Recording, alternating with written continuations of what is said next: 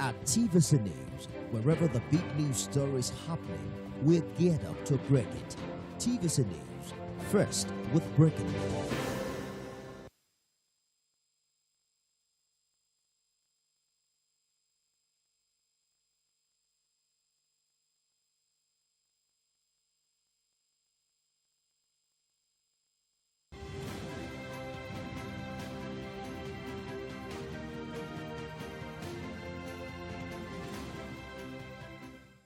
Hello and welcome to Marketing Edge on TV, Nigerians' leading initiative in the business of brand management and the management of brand business.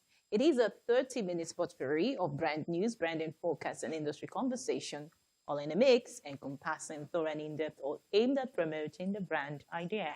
I'm Ogalia Bikele Mafuru. Keep up with innovative, revealing, and groundbreaking happenings in the world of brands and brand builders in Nigeria and across the globe. Mingle with people and brands that make the cut and the personalities that keep reinventing the trends and traditions in the marketing world. All are exciting one-stop shop for marketing vibes. Marketing Edge on TV.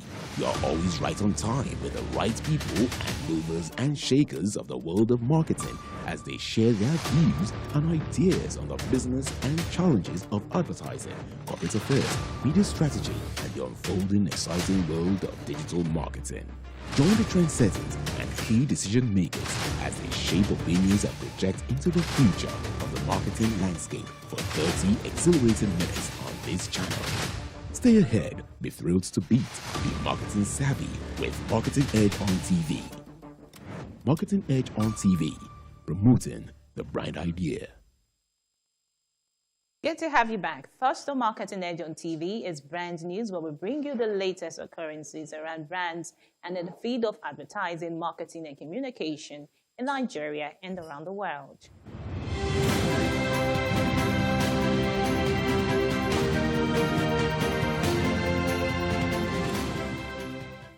Now on brand news, the Advertising Practitioners Council of Nigeria, APCON, the regulatory agency for advertising business and practice in Nigeria, is planning to regulate digital advertising in order to guide the unlawful advertisement that goes on digital platforms.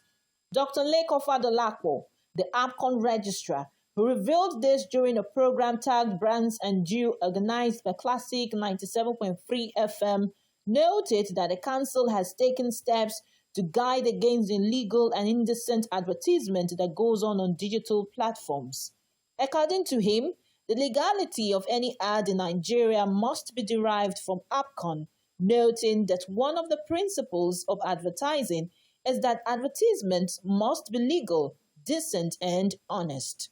He noted that APCON's law will be reviewed since the digital space was not envisaged when the law was crafted.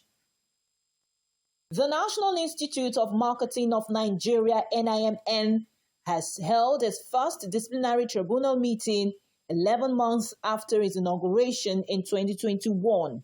The disciplinary tribunal was set up with the aim to build a strong and highly professional marketing institute founded on the pillars of law and order. The essence of the inaugural meeting was for the tribunal to have interactions with the assessor while he gives direction, guidance, and advice to the tribunal members on the legal procedure required in the discharge of their duty as the disciplinary panel set up by the institute. Meanwhile, the National Institute of Marketing of Nigeria, NIMN, is set to hold its annual marketing conference and AGM on the 16th and 17th of June 2022. The event, which will be a hybrid conference, is themed Driving Business Sustainability in the Age of Data and Tech and will be held at the prestigious Eco Hotel, Victoria Island, Lagos. Unilever has announced an update to its global principles for responsible marketing to children, raising standards for an increasingly digital world. According to release by the multinational, Unilever will stop marketing food and beverages to children under the age of 16 years old across both traditional media and social media. Commenting on this, Matt Close, President Ice Cream Unilever, said, recognizing the power that social media and influencer marketing can have on children's choices, We believe it's important to raise the bar on responsible marketing to a minimum age of 16 years old across both traditional and social media. Currently, in most countries in the world, the food and beverage industry restrict marketing to children under 13 years old. To promote togetherness and help Muslim faithful mark this year's fasting, Coca-Cola launched its Ramadan campaign to provide Coca-Cola families with packages to promote togetherness. According to Coca-Cola, the initiative is to deepen family bonding over meals while starting a day's fast and after the break. The online campaign will provide an inside look into the life of individuals and their families during Ramadan in a deeper, more relatable way as it focuses on a chapter-by-chapter fun cooking moment stories of select influencers with their families during the month of Ramadan. Ramadan is considered one of the holiest months of the year for Muslims. During Ramadan, Muslim families abstain from food and water from sunrise to sunset and gather either during the morning to start the fast or at night to break it, thus encouraging a special sharing moment with family. The London International Awards entry system is now opened and early birds entries will receive a 25% discount off the standard entry fees. This offer will expire on 16th June 2022. All submitted entries must be finalized by this date to take advantage of the 25% discount. Standard fees will apply after 15th June until the entry system closes on 2nd September. As usual, Lear does not charge late fees. All work submitted must be broadcast, published, or released with client approval between 1st July 2021 and 31st August 2022. Well, that was brand news. Next is Branding Focus after this break. My son, calm down now. Yeah, why do you sweat like rubber? My uncle no go buy it. Uncle! What's up, Uncle, meet Andy. He has come to ask for my hand in marriage. Good morning and good afternoon, sir. What about good night? Are you seeing a movie? What nonsense! Son, you are in control. No, sir. It's my parents in the village. I'm doing a video call since they can't be here. Glow Bracketed Plus is here. Existing Glow customers will get 400% bonus on every recharge and 100 MB data bonus on first recharge of the month. New Glow customers will get 1,000 Naira welcome bonus. To activate, buy a new Glow SIM today or dial *777# for existing Glow customers. Marketing Edge on TV, promoting the bright idea.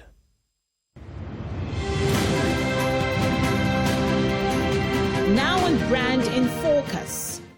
Amid the deluge of rapid development, particularly a fast-moving wave of global legislation aimed at protecting consumer data and identity, marketers stand on the precipice of tectonic change. And how they respond will set the blueprint for growth. As brands grapple with how to replace personal data they have relied on as a mainstay with new untested strategies, experts worry that the advertising industry may be entering a post-identity age where user data, first-party or otherwise, becomes less important. A look at the bigger picture becomes all the more urgent when the huge growth trends driving the digital ecosystem are examined. Globally, it is predicted that digital media will account for $442 billion of ad dollars in 2022, jumping 31%. With the demise of third-party cookies on the horizon, contextual targeting is becoming a critical tool for advertisers looking to reach relevant audience within premium video environments. Contextual video advertising provides everything that outdated behavioral methods cannot, helping brands to connect with audience at scale and optimizing content in a meaningful, privacy-friendly way. It is a very intuitive model for bringing together online content and ads at the right time and at the right place so that users are in the mood for messaging that's presented.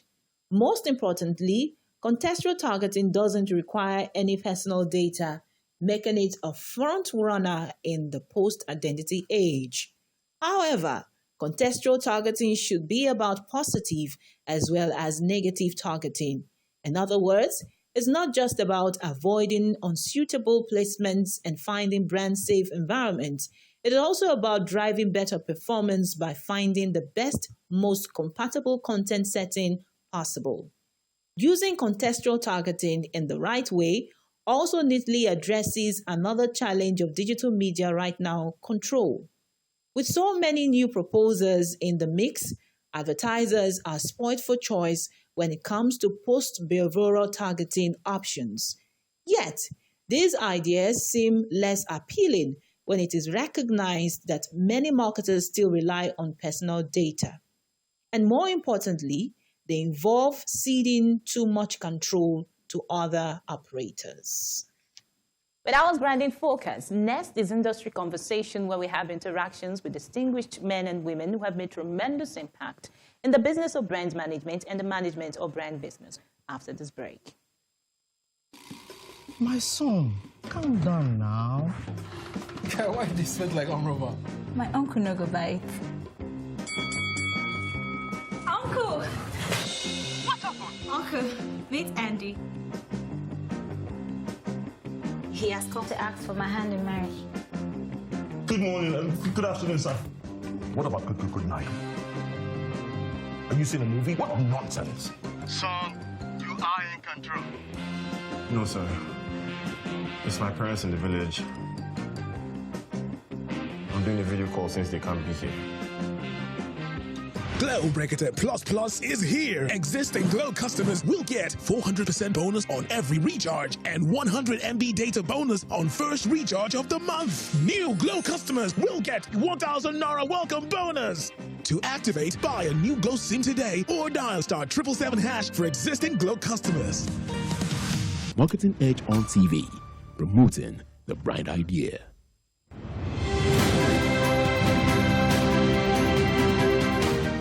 Hello and welcome to Industry Conversation, a segment on Marketing Edge on TV, where we have interactions with distinguished personalities who have made tremendous impact in the business of brand management and the management of brand business. Well, today we have with us the President of the Association of Digital Marketing Professionals and also Vice President, Product Marketing and Growth, Terragon Group, Mr. OTI UKUBEYINJE. So pleased to have you with us on Industry Conversation. Thank you for having me, Ogale. Such a pleasure to have you. You're welcome. Well, Mr. OTI UKUBEYINJE is the President of the Association of Digital Marketing Professionals and also Vice President, Product Marketing and Growth, Terragon Group. He is a digital marketing professional with a proven track record of developing and executing digitally led marketing initiatives to drive growth and profitability for B2B and B2C brands. UKUBEYINJE comes with lots of work experience, having worked as the advertising, sales, and operations lead for Opera Software Nigeria. He was responsible for growing Opera's share of the digital advertising market in Nigeria. You're welcome again to Industry Conversation. Thank you, Ogale. So what would you say is your assessment of the digital marketing industry in Nigeria, also considering some of the challenges? Right. So digital marketing is driven by two things. The proliferation of digital devices at the disposal of the consumers, right? So it's one of those cases where more people use digital devices. That means there are more consumers to access or to access digitally. Okay. That part is it goes hand in hand, right? So we are sort of limited by the penetration of internet and smart devices and fully capable digital devices on the one hand. So that sort of defines the growth and adoption. On the other hand is the investment required to execute fully digital communication and experiential projects, right? It's not as cheap as a lot of people make it seem. It's expensive both from a research, creative, and execution perspective. So today I would say not a lot of investment is going into that area, so it's not developing as fast as you would find in other markets. So if you compare us to the West, where it's almost a digital-first market from a day-to-day consumer interaction perspective, there is the motivation to make that investment. It's the opposite around here. So people will still move the investment into more traditional means just so that they can reach more people at scale. So I think we will start to adjust as we pay attention, as we evolve as consumers, right? Brands will start to respond more in terms of investment and execution of activities on digital according to the audiences that they can find on digital, basically.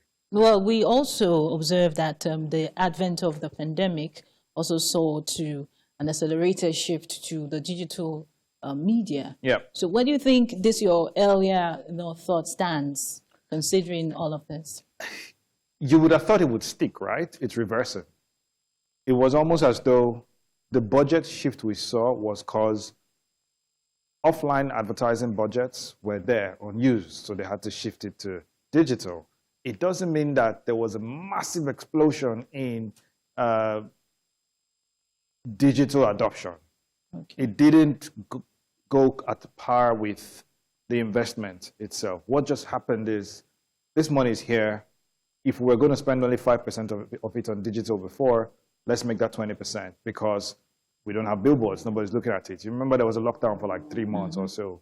So that happened. And then when you also bear in mind that people are spending more time on screens right now than before because of the incidence of hybrid working and everything, it doesn't necessarily mean that suddenly the number of people at digital disposal has exploded, but dwell time, so time spent on screen, has increased. So it does look like the consumption is increasing. But if we take it unit economics, the adoption is not growing significantly fast. Why? Because the cost of data has not dramatically dropped. Okay. The cost of devices has not dramatically dropped. Okay. The disposable income to purchase the devices has not suddenly become available. So internet penetration, internet adoption is not moving as fast as we would have expected. And that's limiting the growth of digital marketing as a whole.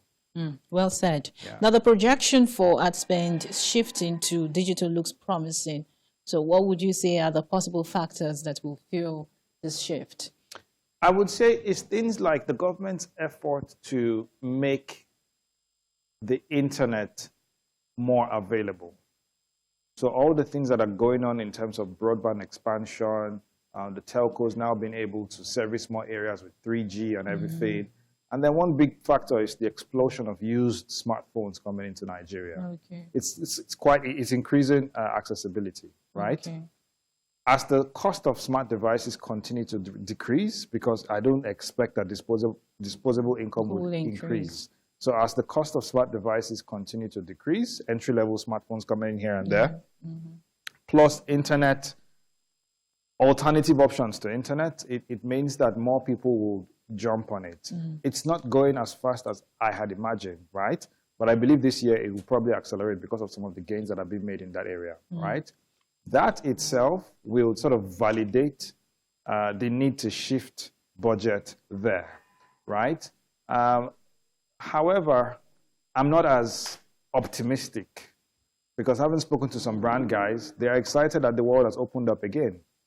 So they can now continue with their experiential activities that they used to see results instantly and stuff like that. So people are shifting money back. I spoke to the mobile phone guys. When we had our prediction at AdMark on what will happen this year, 1 or 2 persons said, yes, we're in the physical device industry. It's easier to sell that thing physically when you activate than purely digital because e-commerce is still nascent. So for that reason, I worry that the little gains we made in the last 2 years, it might flatten out because people are moving money back to physical and offline advertising and activation. Yeah. So what are the likely trends that will set the pace this year? So the first one is, like I mentioned, the whole concept of consumer push for privacy and big tech responding to that. It means that if you're not thinking privacy first, you'll probably be in the dark. The second part is, in the name of privacy, free audiences will become very scarce, right? The platforms that would typically give you free content in exchange for your data, they're getting tampered with. So for brands to survive, it takes us to the next trend where there will be continuous push for the adoption of first-party data. So brands would increasingly invest in building direct relationship with consumers that they can interact with on an ongoing basis without relying on third-party walled gardens or other platforms. So the collection of first-party data, if you check FMCG brands and banks, there's a race to get to your first 1 million owned first-party data that you collected from the consumer with consent so that you can interact with them through non-advertising channels, if that makes sense. So you go deeper into messaging and communication instead of advertising. Those are two key trends I feel will be very big. And probably the last one is the world of, should I say, I don't want to use the word blockchain because it gets really confusing, right? But let me use the word tokens, right? Brands would increasingly invest in tokens to create a value exchange system between themselves and consumers, right? So how do I create interesting tokens or currencies that the more you interact with my brand, the more I can reward you beyond the core product so that we will have a relationship and I can redistribute your experience, not just with me, but with other platforms through me. I think that's going to be a big deal as well. Wow, interesting. Yeah. So moving on, can we say that the general consumer behavior has almost tilted fully towards digital? In Nigeria? Of course, Nigeria. No. Okay. The offline population is still larger than those online, so it's not enough to say general. Okay. The general population is still predominantly offline if we look at the population. But would you say young people, educated? Yes, there's an increasing adoption of digital. In fact, it's almost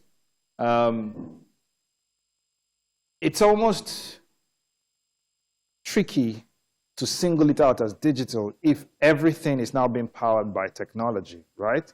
Because today I can listen to my radio on my phone, but that's still my radio.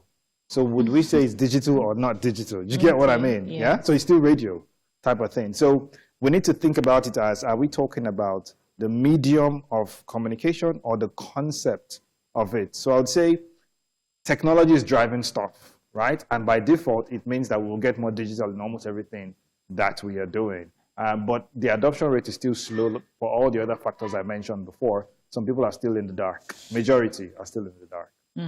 Yeah. Well, we hope to see some ray of light soon. Yeah. Well, some digital experts have argued that digital advertising is set to become the new TV advertising. What is your take on that assumption? Yes, simply because mobile phones have become the new TVs. If you walk into a lot of homes today, the TV is for decoration. Most people still spend time on their phones. Yes, what used to be the second screen has now become the first screen. I tell you what, I replaced cable TV, without mentioning the brand, with an internet-connected TV in my house, and all my TV watching happens on Facebook and YouTube with that box, right? And that happens it's happening in a lot of homes today. So I think the focus will now be not just the concept of TV, but the concept of screen. So we move from just one method of showcasing content to multiple methods. And it's just a function of my TV ad will show on YouTube, and that's where most people are watching it. So it will definitely, you follow the audience, and the money follows the audience. So if the audience is moving more towards digital TV consumption, then advertising will follow it by default. To move along as well. Yeah. Well, you currently sit as the president of the Association of Digital Marketing Professionals and also the Vice President, Product Marketing and Growth, Terragon Group. How are you managing these two roles? Interesting. Some people say I no longer do digital marketing, and I laugh, right? It's the core for me, right? And it's why Terragon is an exciting place for me to work, because it's now taking digital marketing one step higher, where we are creating our own digital marketing solutions. Actually, I currently head product at Terragon, so I've moved away from that role. What's interesting is that Terragon is like a mission for me, right? Driving towards a particular objective. AdMap, for me, that's like, there's purpose in AdMap, right? It's building an industry, let me put it that way. For a lot of young people that didn't have access, it's creating access to grow an industry, right? And guide people. Most people are in the career of digital marketing or in that path with no mentor, no guidance, no community to interact. So for me, that's a purpose-driven activity, right? That is, it doesn't have an end, right? It's continuous for me. Whereas with Terragon, it's first of all work, it's business, but there is a mission there to make sure that we are able to create localized, homegrown solutions. So while Terragon for me is a solution-oriented thing, AdMap for me, that's more like a purpose-driven activity to impact lives in another way. So I combine them by ensuring that guys in AdMap benefit from what we're doing at Terragon, and at Terragon, we always look at how what we are doing would support the guys in AdMap. So I sort of find a way to intersect them. So talking about impacting lives, like you said earlier, what are your guiding principles? So 3 things for me. I constantly remind myself, very funny, that I'm not the reason why people are angry in life. Right? Okay. So it helps me not take things personal. Okay. And then 2, everything I'm doing must in one way or the other impact lives, right?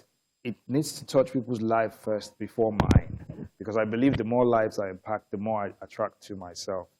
And then for me, the 3rd one is show up, no matter how late. Just show up. Prepared or unprepared, just show up. When you don't show up, you missed out on something that could have been the next big thing.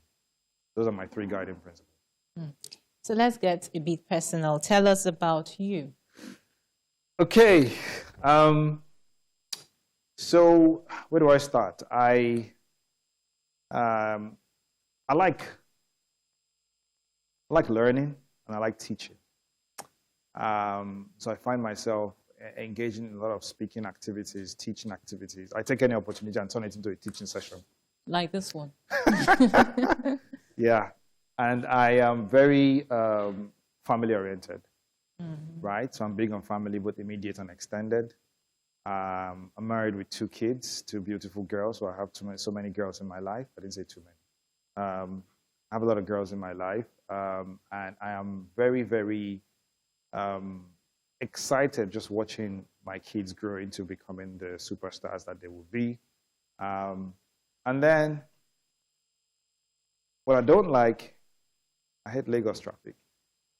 Me too. I really wish I could fix it. I would love to fix it. I hate Lagos traffic.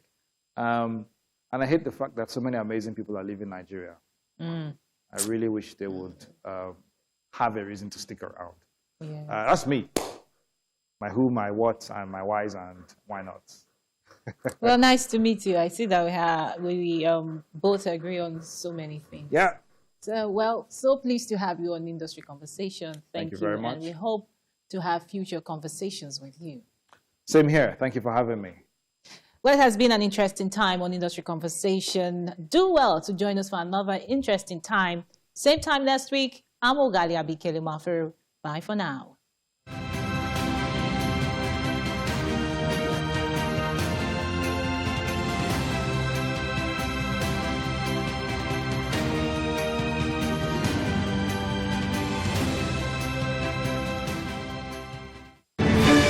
TVC News Adedoja Salamadini emerged winner of Lagos Reporting category at the 30th Diamond Award for Media Excellence. As the isolation centers filled up and many Nigerians living in denial, Adedoja dared the odds to bring the dreaded COVID-19 reality to our living rooms. This is the story that resulted in the laurel at the Diamond Award for Media Excellence, Lagos Reporting category for Adedoja Salamadini.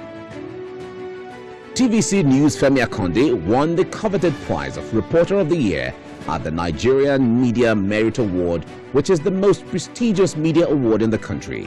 His winning story is on the bravery of the Civilian Joint Task Force, a group of local militia in Maiduguri established to fight Boko Haram terrorists. TVC News Senior Correspondent Sharon Ijaso won Wole Soyinka Center for Investigative Journalism Award. Her investigative piece reveals how underage children find themselves engaged as child sex workers, either willingly or unwillingly, with sex trade largely going digital. Poverty, greed, broken family structures, among others, have been identified as some of the drivers of the child sex trade in Nigeria. Congratulations to the news team who tell impactful stories. NMMA, Dame